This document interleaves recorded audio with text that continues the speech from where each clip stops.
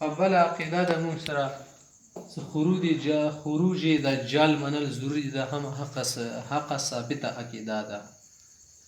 یعنې یو سړی داسې ویلی شي چې کیدای شي دا خبره هسې د یرولې دپاره چې دجال به راوځي، خو نه داسې خبره نه ده.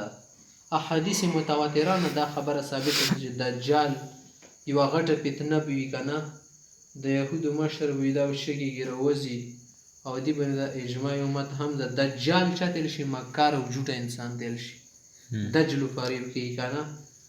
نه دې کې به ډېر زیات شي مکر فریب ورکړي، ډېر خلک به دوکه کې ایمان نه بې وړی کفر طرف ته. صحیح ده. دجال بس یو کافر انسان به وي، صحیح ده که نه. او د دوه سترګو منځ کې به کاف را لیکلی شي، کاف فاره، کاف فاره یعنې کفر کافر به ترېنه مراد وي که نه.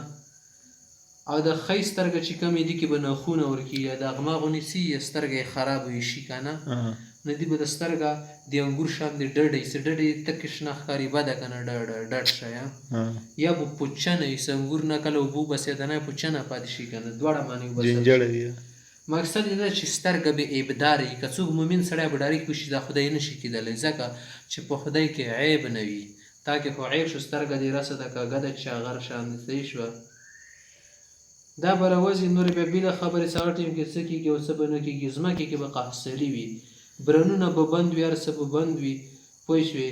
او د دې بادشاهي به چلېږي، ورسره پیسې به ډېرې وي. لکه د میچکای والا بادشاه دي کتلي که نه، د مچۍ پسې روانې وي که نه، د اګبینو والا نو دې پسې داسې د مال دولت او خزانې پسې روانې، مقناطیس غوندې پکې ورکې وي. یعنې خدای پاک به طاقت به وله ورکړی که نه. ډېره غټه فتنه ده په تاریخ د انسانیت کې، دا به غټه فتنه شمارلی شي. صحیح ده. او هر نبي خپل امت یېرولی دی. صحیح ده. پیغمبر اسلام هم ترېنه خپل امت یېرولی دی. ټیک شوه. د دې عقیدې باندې هم شه دي ایمان راوړل ضروري دی، او دا څه ده اهم عقیده ده. بیا د دغې دجال د قتل کېدو دپاره به خدای تعالی څه شی کوي؟ حضرت عیسی علیه السلام رالیږي.